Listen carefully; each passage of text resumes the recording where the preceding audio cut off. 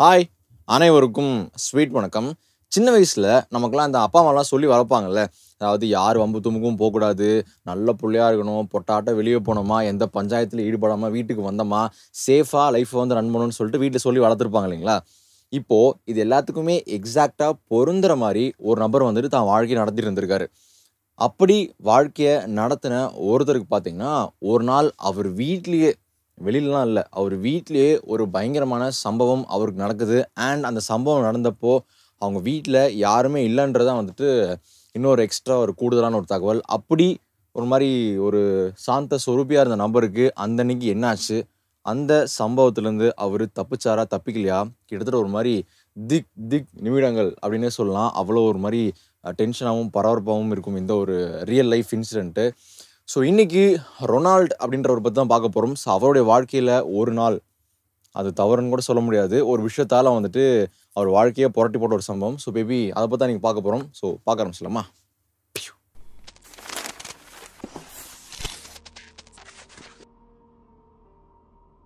Ronald மெக்லகிஷ் அப்படின்னு சொல்லப்படுற ஒருத்தர் பார்த்தீங்கன்னா, இங்கிலாந்துல மியூரோ அப்படின்ற இடத்துல வந்து வாழ்ந்துட்டு வராரு.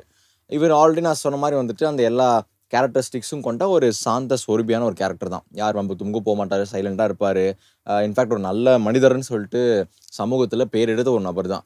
இவர் வந்துட்டு வொர்க்குக்கு அதாவது வேலை பார்க்கணும் இல்லைங்களா? என்ன வேலை பார்த்துட்டு இருந்தாருன்னா, ஃப்ரீலான்ஸா வந்துட்டு ரைட்டிங்க பண்ணிட்டு இருந்தவர். இப்ப நம்ம ஊர்ல தான் ஃப்ரீலான்ஸ்ன்றது வந்துட்டு ஒரு மாரி பார்ட் டைம் ஜாப் மாரி. அங்கலாம் பார்த்தீங்கன்னா, நெறைய பேரு ஃபாரின்ல வந்துட்டு ஃப்ரீலான்ஸே வந்துட்டு ஒரு ஃபுல் டைம் ஜாப் மாரி பார்த்துக்கிட்டு இருப்பாங்க. அப்படியே வேலைய முடிச்சோமா, வெளில போனோமா, என்ஜாய் பண்ணோமா, லைஃப் வந்துட்டு ஒரு மாரி பீஸ்ஃபுல்லா வாழ்ந்தோமான்னு சொல்லிட்டு அந்த ஒரு கேட்டகரியில வர ஒரு ஆள் தான் நம்மளுடைய ரொனால்டு. ஸோ அப்படி இருக்கிற ரொனால்டுக்கு பார்த்தீங்கன்னா வந்துட்டு, ஒரு லவ் அஃபேர் வந்து அஃபேர்ன்னு சொல்ல முடியாது. ஒரு லவ் இன்ட்ரெஸ்ட் வந்து ஏற்படுது. ஒருத்தர வந்துட்டு காதலிக்கிறாரு. அப்படி காதலிக்கும்போது ரொம்ப அந்யோன்யமா இருக்கிறாங்க. "நீ இல்லாம நான் இல்ல. நீ தான் என் உலகமே. நீ தான் என் உயிரேன்னு" சொல்லிட்டு அந்த மாரிலாம் ரொம்ப வந்து ஒரு சீரியஸான ஒரு அன்பான காதல் வந்துட்டு அவருக்கு வந்து ஏற்படுது. ஒரு மாரி ஸ்மூத்தா தான் போயிட்டு இருந்திருக்கு. ஒரு கட்டத்துக்கு அப்புறம் அந்த ஒரு காதலும் வந்து அவருக்கு ஒரு மாரி பிரச்சனைகள் வர ஆரம்பிக்குது. சண்டைகள் வர ஆரம்பிக்குது. 2 பேருக்கும் வந்துட்டு ஒரு புரிதல் இல்லாம போகுது. இப்படியே போயிட்டு இருந்ததுக்கப்புறம் ஒரு கட்டத்துக்கு அப்புறம் கிட்டத்தட்ட பிரேக்கப்பே ஆயிடுது. இதுல என்ன ஒரு மோசம் அப்படின்னு பார்த்தீங்கன்னா, ரொனால்டுக்கு கிட்டத்தட்ட வயசு வந்து அந்த டைம்ல 51 வயசு கிட்ட இருந்திருக்காப்படி. இது அதாவது இப்போ நான் சொன்னேன் பார்த்தீங்களா, இது வந்து அவருடைய ஃபர்ஸ்ட் பிரேக்கப்லாம் கிடையாது. இதுக்கு முன்னாடியே ஒரு சில தடவ பிரேக்கப்ஸ் நடந்திருக்கு. இந்த பிரேக்கப்பு அதெல்லாம் தாண்டி வந்ததுக்கப்புறம் இப்பயும் பிரேக்கப் ஆனதுனால ரொம்ப வந்து மனுஷன் ச்சே! என்னடா வாழ்க்கை அது! எதுக்குடா இருக்கணும்? போய் சேர்ந்தரலாம். அந்த மாரி வந்துட்டு ரொம்ப டிப்ரஷனுக்குள்ள ரொனால்டோ வந்துட்டு போயிடுறாரு. ஸோ, இப்போ இந்த ஒரு மைண்ட் செட்ல தான் ரொனால்டோ இருக்காரு. ஸோ, வீட்டுக்கு ஆல்ரெடி அவரு வீட்டுக்குள்ள தான் இருப்பாரு. என் இனிய தனிமை மாரி தான் அவரோட லைஃபே. ஆனா, இது வந்துட்டு ரொம்ப இவர வந்து டிப்ரஷன்ல தள்ளிருது. ஸோ, வீட்டுக்குள்ளேயே இருக்காரு. வெளிய எங்கேயுமே போமாட்றாரு. உள்ளேயே இருந்துட்டு சாப்பிட்டுக்கிட்டு, என்னடா இதுன்னு ஒரு மாரி யோசிச்சுக்கிட்டு, அப்படியே அந்த ஒரு மெமரீஸ்ல வந்துட்டு வாழ்ந்துருக்காருன்னு சொல்லலாம். ஒரு கட்டத்துக்கு அப்புறம் ரொனால்டோ என்ன ஃபீல் பண்றாருன்னா, சரி ஓகே.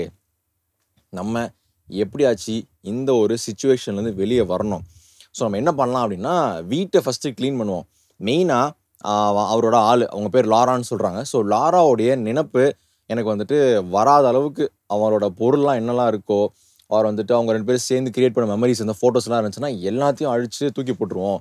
நம்ம கொஞ்ச நாள் நம்ம லைஃப் வந்து ஃப்ரெஷ்ஷா வந்துட்டு ரீஸ்டார்ட் பண்ணலாம். அப்படின்னு ஒரு பாசிட்டிவான ஒரு முடிவுக்கு வராரு. வந்ததுக்கப்புறம் வீட்ட வந்து பயங்கரமா கிளீன் பண்றாரு. அவர் ரூம்லாம் பெருக்குறாரு. அந்த ஃபோட்டோஸ்லாம் இருந்தா அவ தூக்கி போட்டுர்றாரு. அவங்க லாராவோடைய ஏதாவது திங்ஸ், பிலாங்கிங்ஸ் அதெல்லாம் இருந்துச்சுன்னா, அதையும் தூக்கி வந்துட்டு வெளில கடாசிடுறாரு. இப்படி அவர் லைஃப்ப வந்துட்டு ரீஸ்டார்ட் பண்றதுக்கு அந்த பணியில ஈடுபட்டிருக்கும்போது, இந்த சம்பவம் வந்துட்டு நடக்குது. எப்போனா, பிப்ரவரி டேட் மறந்து போச்சு. ஃபைன். பிப்ரவரி 15, 2004 அன்னைக்கு. அதே மாரி ஒரு யூசுவல் டே அவர் வீட்ட கிளீன் பண்ணிட்டு இருந்திருக்காரு. அப்படி கிளீன் பண்ணிட்டு இருக்கும்போது, இந்த அலமாரின்னு சொல்லுவாங்க இல்லைங்களா? அந்த செவுத்து கூடயே அட்டாச்சா இருக்கிற ஒரு ஒரு வார்ட்ரோப் மாரி வச்சுட்டோம்னு வச்சுக்கோங்களேன். ஒரு அலமாரி பேசிக்கா. ஒரு கப்போர்டு எப்படி வேணா வச்சுக்கலாம். ஸோ அந்த கப்போர்டுக்குள்ள ட்ரெஸ் சிலதெல்லாம் இருந்திருக்கு. அதெல்லாம் எடுக்கிறதுக்காக வந்து உள்ள போயிருக்காரு. அது பேசிக்கா செவுத்தோட இருக்கிறனால கொஞ்சம் கேப் இருக்கும். ஒரு ஆள் உள்ள போற அளவுக்கு கேப் இருக்கும். ஸோ அப்படி அந்த ஒரு கப்போர்டு பேசிக்கா அந்த கப்போர்டுக்குள்ள வந்து தலைவர் உள்ள போயிட்டு ட்ரெஸ் எல்லாம் எடுத்துட்டு ஒரு மாரி என்னலாம் வேணுமோ அதெல்லாம் வந்து பார்த்துட்டு இருந்திருக்காரு. அப்படி அவரோட ட்ரெஸ்ஸ வந்துட்டு பார்த்துக்கிட்டு இருந்த அந்த டைம்ல, திடீர்னு அந்த கப்போர்டோடைய டோர் வந்து வேகமா க்ளோஸ் ஆயிருக்கு. நீங்க ஏதோ கப்போர்ட்னோனே ஏதோ ரொம்ப ரூம் சைஸ் பெருசு அப்படிலாம் கிடையாது. பேசிக்கா செவுரு இருக்கு. அந்த செவுத்த ஒட்டி ஒரு ஒரு 2 பேர் நிக்கலாம். அப்படி சேர்த்து நின்னா 2 பேர் நிக்கலாம். அந்த அளவுக்கு தான் ஸ்பேஸ் இருக்கு. சைட்ல பார்த்தீங்கன்னா, அவ்வளோ ரொம்ப ஸ்பேஸும் இல்ல. கை, கால் கூட இப்படி நீட்ட முடியாது. அந்த அளவுக்கு ரொம்ப டைட்டான ஒரு ஸ்பேஸ் தான். அந்த ஸ்பேஸ்ல திடீர்னு வந்துட்டு அந்த கப்போர்டோடைய டோர் வந்து வேகமா க்ளோஸ் ஆகுறது.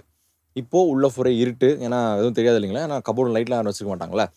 ஸோ அப்படி இருக்கும்போது இது எப்புட்றா மூடுச்சுன்னு சொல்லிட்டு அந்த கப்போர்ட டோர் வந்து தொறக்க ட்ரை பண்ணுறாரு. பார்த்தா டோரை வந்து அவரால் திறக்க முடியல. இது என்னடா வம்பா போச்சுன்னு சொல்லிட்டு திருப்பியும் நல்லா ட்ரை பண்ணுறாரு. வச்சு அழுத்துறாரு, குத்தி பார்க்குறாரு, இது ஷோல்டரை வச்சு ஒரு புஷ் பண்ணி பார்க்குறாரு, திறக்கவே முடியல. இனிஷியலாக அவர் வந்துட்டு ஏதோ சரி ரேண்டமாக ஒரு லாக் ஆகிருக்குன்னு சொல்லிட்டு ஒரு மாதிரி கேஷுவலாக இருந்தவர் பார்த்தீங்கன்னா, கொஞ்சம் நேரமாக ட்ரை பண்ணியுமே அந்த டோர் திறக்காததை வந்துட்டு பார்த்துட்டு, சரி இது எங்கேயோ ஒரு சீரியஸான ஒரு மேட்டர் தான் போல. ஏன்னா எவ்வளோ பண்ணாலும் திறக்கவே முடியல. இன்ஃபேக்ட் வீட்டில் யாருமே இல்லை.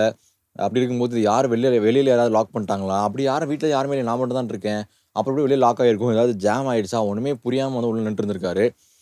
அதுக்கப்புறம் போக போக கிட்டத்தட்ட அந்த பதட்டம் வந்துட்டு இன்னும் எக்ஸைட் ஆகிடுது. அவருக்கு வந்துட்டு சரி ஏதாவது வேண்டப்படாத ஏதாவது வந்து ஏதாவது பண்ணி விட்டானா, இல்லை லாரா வந்துட்டு நம்ம திட்டி அப்படிலாம் பண்ணோம், அவள் வந்து ஏதாவது பழி வாங்குறாளா, இல்லை வந்துட்டு என்ன மேட்ரு ஒன்றுமே புரியலேன்னு சொல்லிட்டு அங்கே இருக்காரு. சரி ஒரு டைம் போக போக போக சரி ஓகே சும்மா இருந்தால் வேலைக்காகன்னு சொல்லிட்டு கத்த ஆரம்பிக்கிறாரு. யாராவது ஹெல்ப் பண்ணுங்க ஹெல்ப் பண்ணுங்கன்னு சொல்லிட்டு கத்த ஆரம்பிக்கிறாரு. இங்கே என்ன ஒரு பிரச்சனை அப்படின்னு பார்த்தீங்கன்னா, சின்ஸ் அவர் ரொம்ப அமைதியான ஒரு சாந்த சொருபியான ஒரு ஆள் அப்படின்றதுனால பெருசா அவருடைய நெய்பர்ஸ் கிட்ட பெருசா எந்த ஒரு கான்டாக்ட்டுமே அவர் வச்சுக்கல. அதாவது ரொம்ப நான் இருந்து என் வேலை உண்டுப்பா அப்படின்னு இருக்கிறதுனால வந்துட்டு ரெகுலரா அவரை வந்து மீட் பண்றவங்க, அவர் வந்துட்டு அவருக்கு ரெகுலரா கால் பண்றவங்க, இல்ல அவர் வீட்டுக்கு வந்து டெய்லி விசிட் பண்றவங்க அந்த மாரி யாருமே பெருசா அவருக்கு கிடையாது. அப்படின்றதுனால இவரையும் பெருசா யாரும் வந்துட்டு தேடவும் இல்ல. எதுவுமே இவருக்கும் வரவே இல்ல. ஸோ உள்ளேயே இருக்காரு இவரு. ரொனால்டோ உள்ள இருக்காரு. அந்த கப்போர்ட்ல மாட்டிக்கிட்டு இருக்காரு. கத்துறாரு. யாராவது காப்பாத்துங்க அப்படின்றாரு. அந்த டோர புடிச்சு தட்டுறாரு. அவரு என்ன பண்ணாலுமே எந்த ஒரு விஷயமும் வந்து அங்கே மாறல. அப்படியே தான் இருக்கு. உள்ள மாட்டிக்கிட்டே தான் இருக்காரு. ஸோ நான் திருப்பி சொல்லிடுறேன். அவர் இருக்கிற கப்போர்டு பார்த்தீங்கன்னா, கைய மேபி இப்படி நீட்டலாமே தவிர, ஃப்ரண்ட்ல கைய கூட நீட்ட முடியாது. உங்களால உட்காரவும் முடியாது, படுக்கவும் முடியாது. அப்படியே செவுத்துக்கு 2 க்ளோஸான செவுருக்குள்ள மாட்டுனா எப்படி இருக்கும்? என்னடா என்னடா நடக்குதுன்ற மாரி அப்படியே ஒரு நின்றுருக்க வேண்டியதான். ஸோ அப்படியே டைம் ஓடுது. 1 மணி நேரம், 2 மணி நேரம், 3 மணி நேரம், பாதி நாள் கிட்டத்தட்ட நைட்டே ஆயிடுது. அவரும் ட்ரை பண்றாரு, கத்துறாரு, இது பண்றாரு. யாராவது வாங்கலைன்னு யாருக்கும் ஒண்ணும் கேட்கவும் இல்ல, யாரும் வரவும் இல்ல. சரி இதுக்கு மேலே இப்படியே இருந்தால் வேலைக்கு ஆகாது. எனக்கு பசிக்குது. ஏன்னா மூச்சு முட்ட ஆரம்பிக்கும் இல்லைங்களா? இருட்டு ரூம் வேற. வெளிச்சம் கூட பெருசா தெரியாது. அந்த லைட்டா இருக்கிற கீழ இருக்கிற கேப்ல கொஞ்சம் வெளிச்சம் வந்தா வந்து அவ்வளோதான். ஸோ அப்படி இருக்கும்போது ரொனால்டோ என்ன பண்றாருன்னா, சரி நம்ம ஏதாவது சீரியஸா பண்ணியே ஆகணும்னு சொல்லிட்டு, அப்படி இப்படி மேலே கீழ பார்க்கும்போது, அவருக்கு மேல ஒரு சில பைப்ஸ் வந்து போயிட்டு இருக்கிறத பார்க்குறாரு. ஒரு இரும்பு பைப்பு. சரி சூப்பர். மேல வந்துட்டு பைப்ஸ் லைன்லாம் போயிட்டுருக்கு. நம்ம வந்து ஒரு பைப்பு புடுங்கி அதால வந்து இன்னும் நம்ம வந்து தட்டினோம் அப்படின்னா, சவுண்டும் அதிகமா கேட்கும். அதனால வந்துட்டு யாருக்காவது பக்கத்துல இருந்தாங்கன்னா அவங்களுக்கு கேட்டு வரதுக்கும் ஹெல்ப்ஃபுல்லா இருக்கும். அது மட்டும் இல்லாம பைப் வச்சு தட்டும்போது, ஒரு வேள அந்த கப்போர்டு வந்து உடையறதுக்கும் வாய்ப்பு இருக்கு. ஸோ ஒரு வேள 2 இன் 1 பாசிபிலிட்டீஸ் இருக்குன்னு சொல்லிட்டு என்ன பண்றாருன்னா, கஷ்டப்பட்டு மேல போற அந்த பைப்ப வந்துட்டு ஒரு பைப்ப அப்படியே வந்துட்டு புடிச்சு இழுக்க ட்ரை பண்றாரு. ரொம்ப ஹார்டா இருக்கு. வரவே இல்ல. சரி போடுறா மொத்த ஸ்ட்ரென்த்தையும் போடுறான்னு சொல்லிட்டு போட்டு இழுக்குறாரு. பைப் வந்துருச்சு. ஆனா கூடவே ஒரு பிரச்சனையும் சேர்ந்து வருது. என்ன பிரச்சனைன்னு பார்த்தீங்கன்னா, மேல போயிட்டு இருந்தது சாதாரண பைப் இல்ல. இந்த தண்ணியெல்லாம் பாஸ் ஆகும் பார்த்தீங்களா? பேசிக்கா தண்ணி போற பைப் அது. அத புடிச்சு இழுத்த உடனே பைப்பு கையோட வந்துருச்சு. அது கூட சேர்த்தி அந்த கோல்டு வாட்டர் ரொம்ப ஜில்லான தண்ணியும் வந்துட்டு அந்த கீழ வந்துட்டு அவர் மேல வந்து கொட்ட ஆரம்பிச்சுருச்சு.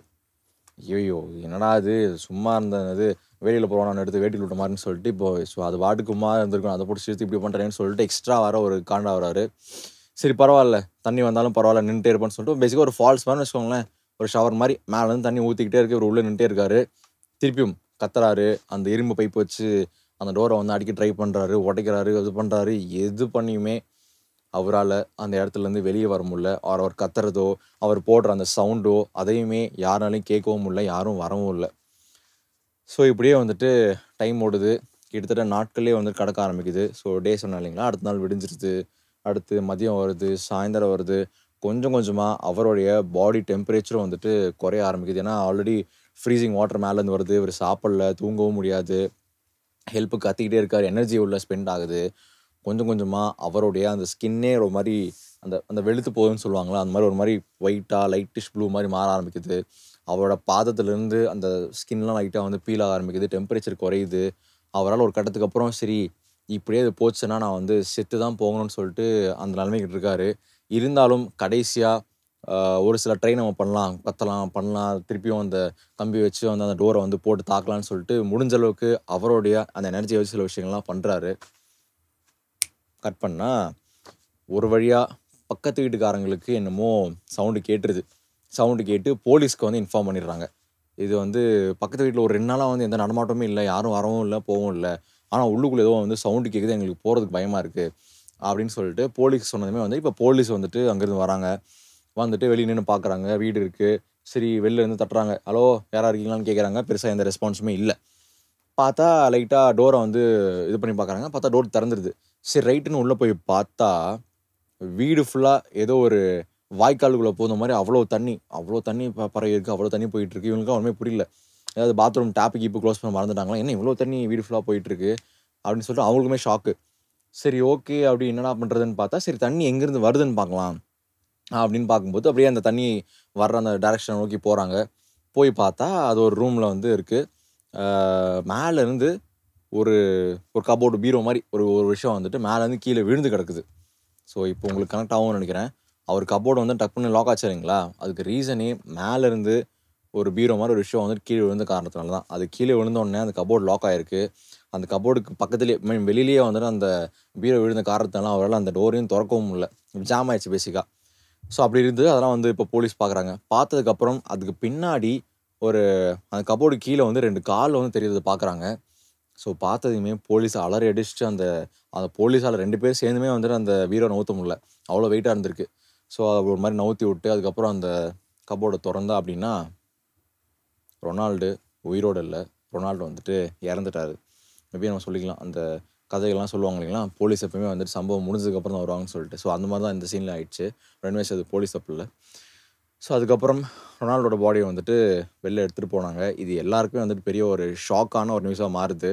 முக்கியமா ரொனால்டோட பேரண்ட்ஸுக்கு. நல்லா இருந்த பையன், எந்த வம்புக்கும் போமாட்டான், எதுவுமே பண்ண மாட்டான். அவனுக்கு இப்படி ஒரு நிலைமையான்னு சொல்லிட்டு அவங்க அந்த பக்கம் ஃபீல் பண்ண. இந்த விஷயம்லாம் எப்படி தெரிய வந்துச்சு அப்படின்னு பார்த்தீங்கன்னா, அதுக்கப்புறம் இந்த ஃபாரன்சிக்கா அவங்களாம் வந்து அனலைஸ்லாம் பண்ணுவாங்கல்ல. என்ன நடந்திருக்குன்னு சொல்லிட்டு. அப்படி அதெல்லாம் வச்சு பார்க்கும்போது, சரி ஓகே.